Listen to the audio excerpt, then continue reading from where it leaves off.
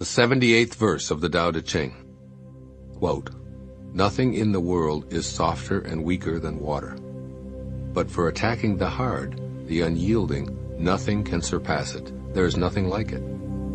The weak overcomes the strong, the soft surpasses the hard. In all the world there is no one who does not know this, but no one can master the practice. Therefore the master remains serene in the midst of sorrow. Evil cannot enter his heart. Because he has given up helping, he is people's greatest help. True words appear paradoxical." Unquote. Living like water. In researching, studying, and putting into practice the 81 verses of the Tao Te Ching, I've been struck by the many references Lao Tzu makes to water in its various forms: the sea, rain, fog, mist, snow, and rivers and streams. The esteemed master seems to find his spiritual strength in all of nature, but he must have had a special reverence for water and how it functions in all of our lives. Be like water seems to be repeated throughout the Tao Te Ching. This element is closer to being Tao-like than anything else in this world, so it is a perfectly suitable symbol for teaching about the Great Way. Water is as mysterious to us as the Tao is.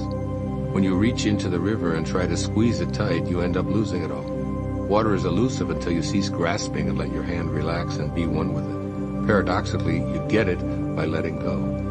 Lao Tzu advises emulating this element in all of its undecipherable and mysterious ways, even if it seems contrary to what your intellect and your conditioning are telling you. Lao Tzu reiterates 3 themes that appear throughout this book. They are the true characteristics of water. 1. Overcome the unyielding parts of your life by yielding. Hard and rigid are overcome by the relentless application of gentle things such as water's soft flow or steady drip. So be persistently gentle and willing to surrender, and watch the resistance of the harsh and implacable wear away. For years, one of my family members who insisted on damaging herself and her relationships by ingesting intoxicating substances has been met by my loving but firm response. Slowly, over time, her hardness began to wear away in the face of the steady drip, drip, drip of gentle but resolute kindness, acceptance, and love. It can be discouraging at times, but as Lao Tzu points out in this verse, we must act just like water and use a soft approach.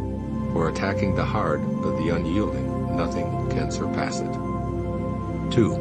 Water appears to be something you could easily overpower. However, it's so flexible that once you push it out of the way, it will find its own level below all strong things and patiently enter where nothing solid can block its resting place. Put up barricades, erect levees, and make everything waterproof, yet with enough passage of time, the flexible quality of water will triumph. The weak overcomes the strong is a powerful message for you. Remember to stay flexible, willing to lower yourself in humility and appear weak, but knowing that you're in harmony with the Tao.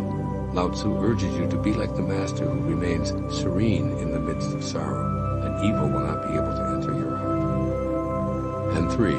Water is so soft that it can't be harmed, damaged, or destroyed. It simply returns to its source to be used over and over and over again. Boil it until it disappears and its vapors enter into the atmosphere, ultimately to return. Drink it and it returns after nourishing your body.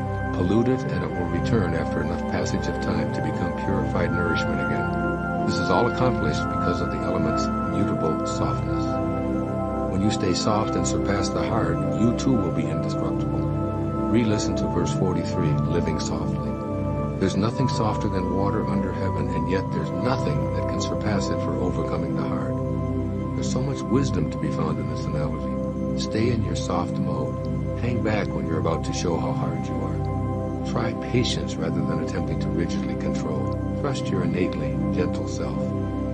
I love Mary Oliver's beautiful poem, Wild Geese, in which she speaks of this.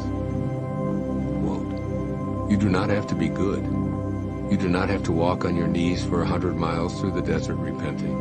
You only have to let the soft animal of your body love what it loves. Tell me about despair, yours, and I will tell you mine.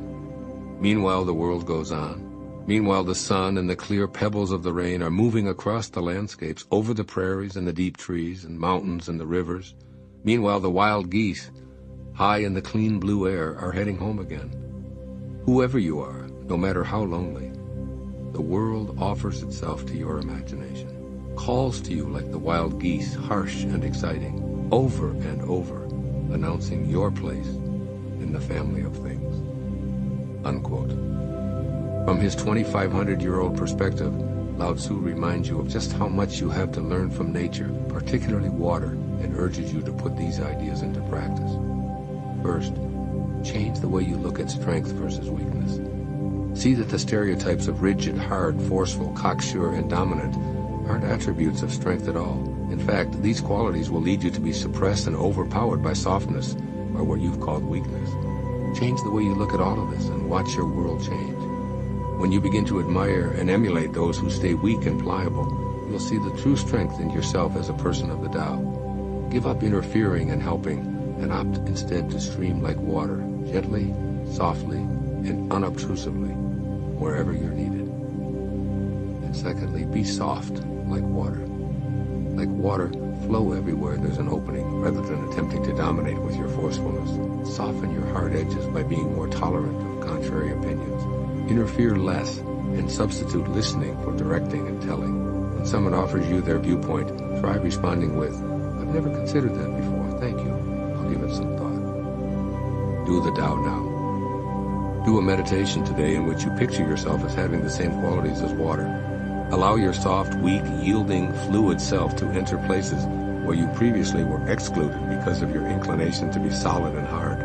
Flow softly into the lives of those with whom you feel conflicted. Picture yourself entering their private inner selves, seeing perhaps for the first time what they're experiencing. Keep this image of yourself as gently coursing water and watch how your relationships change.